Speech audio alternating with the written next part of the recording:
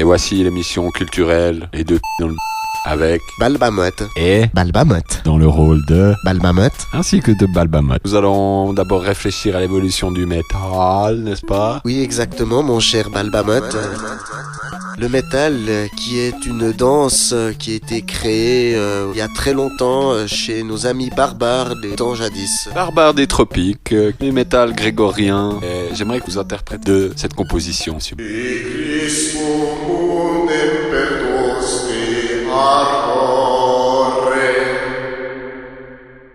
Alors vous notez que c'est déjà le début du hardcore. Avant la révolution byzantine, avant l'apparition de l'ère chrétienne, il y avait déjà des hardcore qui, ma foi, pratiquaient le culte de Balbamote. Le culte Balbamote a été créé par les hardcore, des gens en soutane bleu, ciel noir, se promenant avec un certain livre qui était marqué Hardcore Balbamote. Et c'est alors qu'arriva le maître Confucius, inventeur du casque intégral et de la protection pour genoux. Et il réforma en inventant le mot heavy metal. Mon cher heavy metal, mon cher heavy metal, mon cher Balbamote.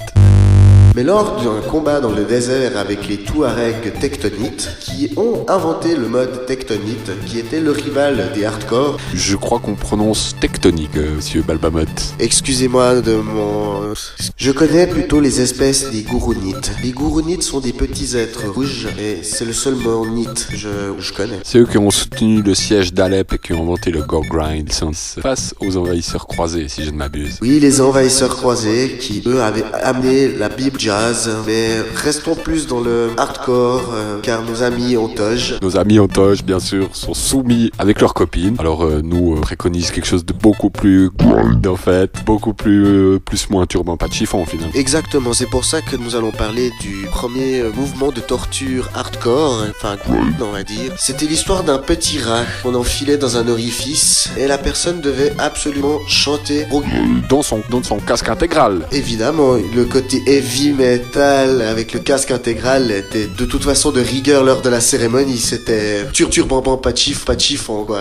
Quelle exégèse. Ça me rappelle le premier album de Suppuration. Suppuration était un nom qui était donné par la grand-mère d'Evenek, où est venue l'idée d'une fleur qui sentait aussi dans le jardin. La grand-mère a sorti Suppuration et c'était parti. Et là le grand chelem commença. C'était le jour de l'invention du chlemcore par la grand-mère du batteur de Suppuration, qui plus tard a été le premier bassiste de Suppository. N'oubliez pas que ce groupe que vous parlez, Suppository, c'est bien ce que vous m'avez dit, était un groupe qui jouait partiellement avec la bouche. C'était des suppositoires buccaux qui ne vont pas sans me rappeler Maître Bouquet et son Hatebreed. Pas sur une petite page de publicité. Klavenschmerz, le déodorant pour testicules utilisé par les rockers heavy metal en toge des années 80 avant Jésus-Christ qui étaient soumis avec leurs copines, spécialement pour la Saint-Valentin. Un petit morceau de chair à canon, made in Bosch, travail de pro.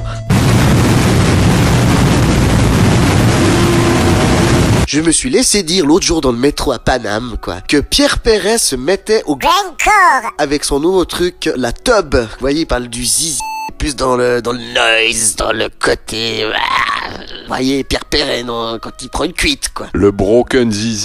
Dans sa magnificence la plus intégrale, avec sa reprise des Sperm Birds, un petit mocky pop derrière l'oreille. Ah oui, du Splitsmurge, c'était tout à fait ça. Le Splitsmurge, le truc qui nous sort intégralement depuis le sous les couilles. Ça, c'est vraiment grind. Écoutez, je trouve que le dernier Lake of Anal Mucus est passablement chiant, personnellement, mais pas sur une petite page de publicité. Pub, dépensez, achète. Harpic. Où c'est ça pique, t'appuyais ça sente. Parfume le gland.